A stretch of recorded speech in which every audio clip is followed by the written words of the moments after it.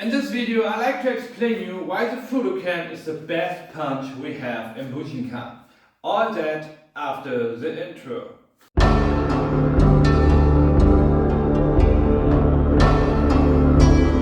When we talk about the Fudo Ken, then we're starting normally from the Ichimonji no Kamae, and then we go forward with our Fudo Ken.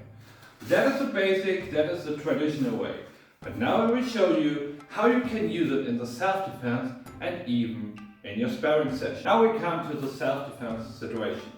Sure, we don't starting from our Ichimonji no Kamae and then we hit our opponent. Sure, we don't do it. Imagine if we staying like this and we say, okay, everything is fine, and then we can going forward with this Fudo Ken.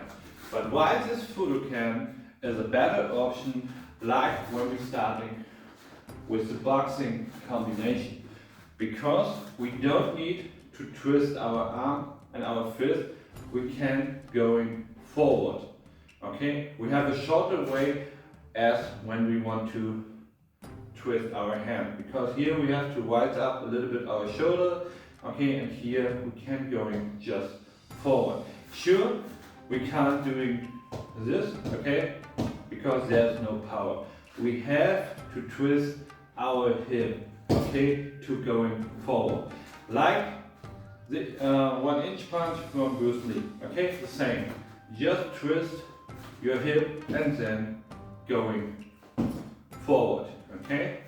That is the idea behind the Fudo Ken and the self-defense, okay. So imagine we have a shorter way to going forward, okay. And another option is, for example, we're going outside from a punch. Okay, we see that a punch comes straight to our face and we're going outside.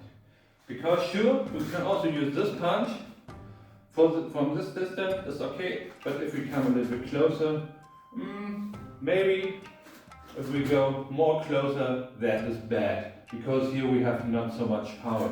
But with the Fudo Ken we have more power. So it's no matter if we stay here, okay, then we can also hit his face, okay.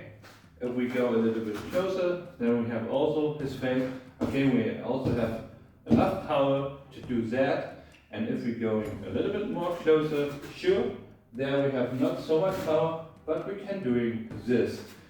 Like in boxing, when we're starting with the uppercut, here we can doing the same, and we punch with our ring finger and the little finger. Okay, we're just going here, bam, to the skin of our opponent, and going here, and then we can go forward. And that is a good option for your self-defense. And now we were saying, okay, how I can use this Fudo Ken in our sparring session. Okay, maybe you, besides the Bujinkan, you training boxing, kickboxing, Thai boxing, MMA, Sanda, whatever, where you have a sparring session and you want to try this punch. Because the most boxers I know, they don't know this kind of punch, because normally you're just punching like this, okay, or when you're starting with a hook, okay, or uppercut. I would say maybe a kind of Fudo Ken is when we doing this kind of hook, okay, maybe then we have it. But when we watch to the Mexican boxer, they like to use this punch.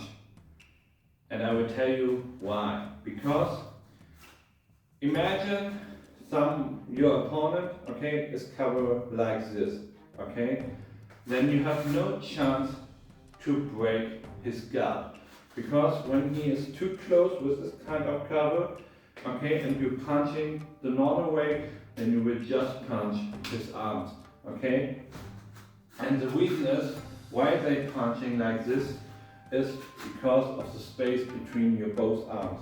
Here you have a little space, okay, and when they try, for example with the jab, and then they going forward with the cross, and here they can break his guard, exactly. Again, jab, and then here going to break the guard, maybe, and then they can do a kind of uppercut. That is the first option you can use in your sparring. The another option is, imagine his guard like this, okay, he covered like this, and you want to open him. You can grab his arm and rise down and then going forward, okay? Or maybe you're doing a jab, okay? And you're doing like this, you grab his arm, bring down, and then going forward with another punch. So that means you rise up the guard and you have a better chance to try to hit his face.